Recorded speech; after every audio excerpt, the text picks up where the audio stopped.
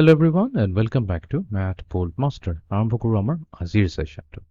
তো আজি আমি কি কৰিম আইডেন্টিফাই কৰিম কেইটামান গিভেন শ্বেপছ। তো ইয়াতে কেইটামান শ্বেপছ দিয়া আছে, ঠিক আছে, ডিফাৰেণ্ট টাইপছ অফ শ্বেপছ আছে আৰু সেই শ্বেপছ কেইটাৰ নাম যোনটো আছে সেইখিনিও আমাক ইয়াতে দিয়া হৈছে। এতিয়া আমি আইডেন্টিফাই কৰিব লাগিব যে কোনকেইটা শ্বেপৰ নাম কি কি হয়। তো এতিয়া লেটছ চে আমি যদি এবাৰ চাওঁ তেনেহ'লে এটা বস্তুটো আমাৰ ক্লিয়াৰ হয়, যোনটো আমাৰ ইয়াতে যোনটো আছে এইটো বল টাইপ লাগি আছে, ঠিক আছে। এতিয়া এই বলটোৰ একচুৱেলি বল বুলি আমি কওঁহে, যেনেকৈ ফুটবল হৈ গ'ল, ক্ৰিকেট বল হৈ গ'ল, তাৰপিছত কিবা ধৰণৰ বল হৈ গ'ল, টেবুল টেনিছৰ বল হৈ গ'ল। কথাটো হৈ যায় কি এইটোৰ এটা মেথেমেটিকেল নাম এটা আছে। তো এই মেথেমেটিকেল নামটো কি হয়, ইয়াক কি পিৰামিড বুলি কওঁ নে ইয়াক ৰেক্টেংগুলাৰ প্ৰিজম কওঁ, ট্ৰায়েংগুলাৰ প্ৰিজম, স্ফিয়াৰ নে চিলিণ্ডাৰ। তো ইয়াতে মনত ৰাখিবা যেতিয়া আমাৰ এটা চাৰ্কুলাৰ অবজেক্ট দিয়া থাকে এনেকুৱা, এই চাৰ্কুলাৰ মানে এনেকৈ ৰাউণ্ড অবজেক্ট, একচুৱেলি চাৰ্কেল ক'লে ভুল হ'ব। ইয়াতে আমাৰ যিহেতু অবজেক্ট হয়, এটা ৰাউণ্ড অবজেক্ট, তো এইটোক আমি কি বুলি কওঁ, এটা স্ফিয়াৰ বুলি কওঁ। তো এটা কাম কৰোঁ, আমি এই স্ফিয়াৰটোক কপি কৰি ইয়ালৈ লৈ আহোঁ। তো আমাৰ যোনটো এই ৰাউণ্ড অবজেক্টটো হৈছে, তো এইটো হৈছে এটা ধৰণৰ স্ফিয়াৰ। অ'কে, এতিয়া নেক্সট আমাক লাগে কোনটো শ্বেপ চাওঁ। য়েছ, এই বক্সটো যোনটো চাওঁ, এই বক্সটো দেখাত কি হয়, এটা বক্সৰ নিচিনা লাগিছে, ৰাইট। এইটো হৈছে এটা বক্স। এতিয়া কথাটো হৈ যায় এইটো কি ধৰণৰ বক্স হ'ব। এতিয়া এটা বস্তুটো আমি ইয়াতে ক্লিয়াৰলি ক'ব পাৰিম যে এই বক্সটোৰ যদি আমি এইটো চাওঁ, ইয়াৰ বেছটো যদি চাওঁ, ঠিক আছে, বেছটো চাওঁ, এইটো এতিয়া ছাইড ভিউ হয়। ছাইড ভিউ হোৱাৰ কাৰণে এনেকুৱাকৈ লাগিছে, বাট আমি যদি ওপৰৰ পৰা চাওঁ, আমি যদি ওপৰৰ পৰা চালোহেঁতেন তেনেহ'লে এইটো আমাৰ বেছটো কেনেকৈ দেখাত হ'লহেঁতেন, এনেকুৱা এটা ৰেক্টেংগল নিচিনা হ'লহেঁতেন। তো তাৰমানে কি হয়, এই বস্তুটো হৈছে এটা প্ৰিজম, ঠিক আছে, এটা স্পেচিয়েল নাম নহয়, আমি বক্স বুলি কৈ নকওঁ, ঠিক আছে।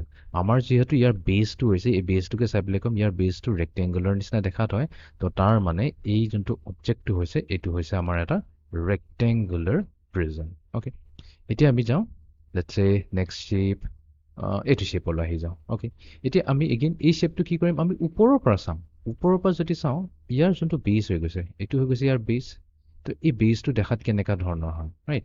এতিয়া এনেকৈ যদি ছাইডৰ পৰা চাওঁ, ছাইড ভিউৰ পৰা চালে একচুৱেলি অলপ কিবা ৰম্বাছ টাইপ লাগে, বাট যদি একচুৱেলি আমি ওপৰৰ পৰা চাওঁ তো দেখাত কেনেকুৱা লাগিব, এটা স্কুৱেৰৰ নিচিনা লাগিব, একজেক্টলি এটা স্কুৱেৰৰ নিচিনা লাগিব। চ' য়েছ, তো যিহেতু এইটো স্কুৱেৰ হয়, তো এইটোক আমি কি ক'ম, স্কুৱেৰ পিৰামিড বুলি ক'ম। তো সেইকাৰণে ইয়াৰ নামটো হৈ যাব এটা স্কুৱেৰ পিৰামিড। অ'কে, কাম কৰোঁ, এইটো চাই দিওঁ, তেতিয়া বস্তুবোৰ ক্লিয়াৰলি দেখা পাব। এইটো মই ইয়াৰ পৰা গুচাই দিওঁ। তো আমি পালোঁ square pyramid, rectangular prism and sphere, দুটা থাকি গ'ল।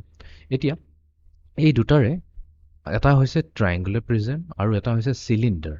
এতিয়া এইটো মনত ৰাখিলে হ'ল, আমাৰ যোনটো গেছৰ চিলিণ্ডাৰটো হয় অলপ শ্বেপটো তেনেকুৱা ধৰণে হয়, ৰাইট, আমাৰ গেছৰ চিলিণ্ডাৰটোৰ নিচিনা। সেইকাৰণে এই যোনটো শ্বেপটো হৈছে এইটো হৈছে এটা চিলিণ্ডাৰ, ঠিক আছে, এইটো হৈছে এটা চিলিণ্ডাৰ। তো অবভিয়াছলি এতিয়া আমাৰ যোনটো বাচি গ'ল, তো সেইটোতো কি হ'ব, সেইটো ট্ৰায়েংগুলাৰ প্ৰিজম হ'ব। এতিয়া কথাটো জানিব লাগিব যে ইয়াক ট্ৰায়েংগুলাৰ প্ৰিজম কেলৈ কোৱা হয়, বিকজ এগেইন আমি যদি এইটোৰ ওপৰৰ পৰা যদি চাওঁ, ইয়াক যদি আমি ওপৰৰ পৰা চাওঁ তেনেহ'লে ওপৰৰ পৰা চালে এই বেছটো কেনেকুৱা দেখাত, এই বেছটো এটা ট্ৰায়েংগুলাৰ নিচিনা নহয় জানো, এই বেছটো এটা ট্ৰায়েংগুলাৰ নিচিনা হয় দেখাত, ঠিক আছে। তো সেইকাৰণে এইটো কোৱা হয় এটা ট্ৰায়েংগুলাৰ প্ৰিজম। তো এইটো আছিলে আমাৰ আজিৰ ছেশ্যনটো, য'ত আমাক এনেকুৱা 5টা ডিফাৰেণ্ট টাইপছৰ অবজেক্ট দি আছে। তো ইচ অবজেক্টৰ আমি কি কৰিলোঁ, সিহঁতৰ নাম আইডেণ্টিফাই কৰিলোঁ, ঠিক আছে। এইটো এনেকুৱা ধৰণৰ শ্বেপ, ঠিক আছে, ওপৰত যেনেকুৱা চাৰ্কল থাকে, তলত চাৰ্কল থাকে, ঠিক আছে, আৰু এইটো ধৰণৰ কি থাকে, এটা টিউবৰ নিচিনা থাকে, ঠিক আছে, টিউবৰ নিচিনা বা পাইপৰ নিচিনা বুলিও ক'ব পাৰোঁ। তো এইটো শ্বেপটোকে কি কোৱা হয়, এটা চিলিণ্ডাৰ বুলি কোৱা হয়। নেক্সট এইটো কি কোৱা হয়, এইটোক এটা প্ৰিজম কোৱা হয়, বাট প্ৰিজম বহুত ধৰণৰ থাকে, বিকজ ইয়াতে আমাৰ এটা ৰেক্টেংগুলাৰ প্ৰিজমো আছে। তো এইটোক ট্ৰায়েংগুলাৰ প্ৰিজম কৈছোঁ, বিকজ ইয়াৰ যোনটো বেছ হৈছে, এইটো ওপৰতো চাওঁ বা তলত চাওঁ, ডাজ নট মেটাৰ। তো ইয়াৰ যোনটো পেৰেলেল ছাইডকেইটা হৈছে, এই পেৰেলেল ছাইডকেইটা কি হৈছে, ট্ৰায়েংগুলাৰ নিচিনা হয় দেখাত, সেইকাৰণে এইটোক আমি ট্ৰায়েংগুলাৰ প্ৰিজম কওঁ।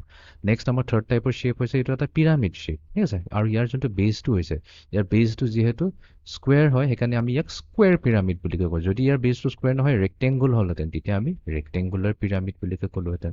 আৰু যদি বেছটো ট্ৰায়েংগুল হ'লহেঁতেন, তেতিয়া আমি কি ক'লোহেঁতেন, ট্ৰায়েংগুলাৰ পিৰামিড বুলি ক'লোহেঁতেন। অ'কে, নেক্সট এনেকুৱা বল টাইপ ৰাউণ্ড শ্বেপটোক আমি স্ফিয়াৰ বুলি কওঁ। এণ্ড ফাইনেলি আমাৰ তাত থাকিব এটা ৰেক্টেংগুলাৰ প্ৰিজম, যাৰ বেছ মানে আইদাৰটো বেছ চাওঁ বা ইয়াৰ টপ ছাইডটো চাওঁ, তো এই দুটা পেৰেলেল ছাইড কি আছে, ৰেক্টেংগুলাৰ হয়, সেইকাৰণে ইয়াক আমি কওঁ ৰেক্টেংগুলাৰ প্ৰিজম।